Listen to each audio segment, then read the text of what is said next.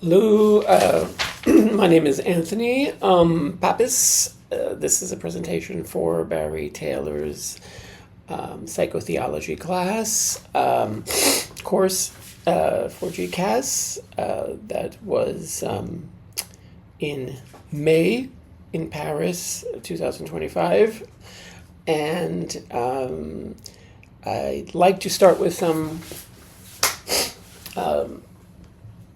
insights that came a little later, or rather, interests that came a little later. I didn't quite expect it until I went back and reviewed some of the lectures, of various lectures. And well, first of all, I didn't know actually what to expect from a class titled Psycho-Theology. I found it very exciting, the idea that we could just squeeze together those two and see what happens. And I think Barry, Professor Taylor, really came through in a way I didn't imagine, in not dictating what these two thinkings, I like to call them thinkings, ways of thinking, about the big questions, but also not only big questions, but how to kind of live in this world in a way that is not traumatic, or at least work through the traumas. So I guess I was surprised in that, pleasantly surprised, because it seems that Professor Taylor was opening up this place where these two, let's say, two parts of an amusement park that were maybe separated for a long time, and then some new director decided, hey, why should they be separated? Why don't we actually bring part of one into the other and the other into the other, and create not really one experience, but more than two experiences, and even more interesting, not even quite know what's going to happen. Let's just try it, as long as no one gets hurt, right? I mean, you don't want children flying off the roller coaster. Aside from that, though, what I liked about the course is what I liked about the course is precisely that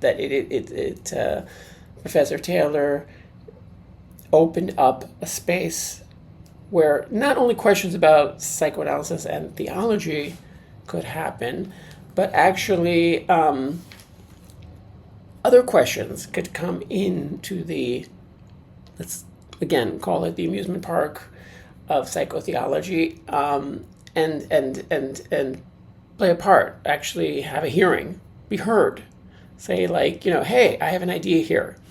And all the other visitors are like, well, I really want to try this right over here, but okay, let's listen to your idea for a second. I like that whole approach to the class, to the subject, to the thinking, and also intersecting it to the really big questions, of what are we doing here? Who are we in this world, and how do we deal with those questions without being dogmatic, without giving an answer, just actually sincerely asking. So, if an anarchist, that's Freudian slip, an atheist asks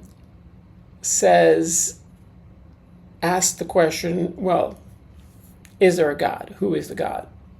What is a God? I don't believe in any of that. Well, he or she is precluding, is limiting the chance to find a surprising answer, even if it is not a theistic, so to speak, answer exclusively. It's maybe something other than theistic or atheistic. and then the chance to be surprised. So I guess that's these are some of the more, I guess, methodological or metalogical thoughts on the way Professor Taylor opened up the space to the questions of what psychoanalysis can be today, theology can be today, and the two can be together today in some capacity, in some way. And so what this kind of led me to in my in my essay is that surprisingly it brought me to a question or something that Professor Taylor proposed in the beginning, where the possibility that, or at least the coincidence of writing and monotheism happening in the world simultaneously or co-temporaneously emerging. Again, that's not, I don't want to be an archaeologist or a historian and be obsessed with the precise moment that something happens. Maybe it's always happened. Maybe it happens all the time. It's kind of like the old, what some of my Greek Orthodox friends and relatives would say, and or Christians in general, that Jesus is being crucified all the time. Like yes, was there the historic moment, or is the historical personal and ephemeral? Is it personal and vanishing and reappearing all the time? So this questions of writing and monotheism is not to be completely obsessed about writing as an act or monotheism as a event or a way of seeing things like, wow, now there's only one God, rather than 20, 30, 40, 50, I don't know, 100. But what does that mean that when writing appears? I mean, certainly it didn't appear in the world as we have now, a plethora of text and images everywhere at our fingertips constantly, and even more so and more so and more so. So it didn't, writing was, I guess, really specialized and mostly for administrative, from what I understand in archaeology, that the earliest writing that they found was administrative, but not only, because there's also the Epic of Gilgamesh, which I believe is the oldest extant example of writing. So questions of writing and monotheism have made me think about questions of writing for today, writing for what does it mean to write now? I mean, as a personal act, it's painful, it's difficult, it's struggling, it's trying to find your way, it's frustrating. But can you write without reading? Did reading come before writing? Paradoxically, I mean, is writing and reading something that's just a comportment, an ability, a capability, part of our being? And this would go into issues of Derrida, which I don't want to wade into right now. But I'm more curious about the act of writing and monotheism as the way we personally move through writing. When we're trying to write, we're writing for ourselves. Maybe a little note like, oh, I got to pick up some butter, from the supermarket. But there's an author there, and there's a reader there. Sometimes it's only an author and forget to read it. But it's always written in a way that it's meant to be read in some way, if not precisely the text. itself. So perhaps I'm losing a little bit here, going off on the beaten track, but I suppose I wanted to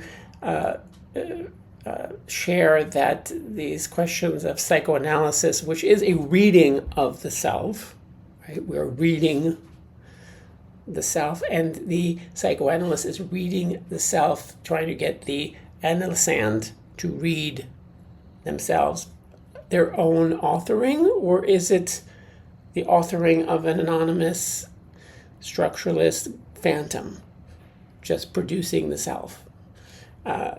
Which, again, I'm putting that out there as a question. Is it really that? Is it a little bit that? And when we are writing, how much is this dynamic of author, subject, self, text, creation, God as the author of the world, right? To author something doesn't mean just a text of words, literally. Can we author a world? Or can I author something now?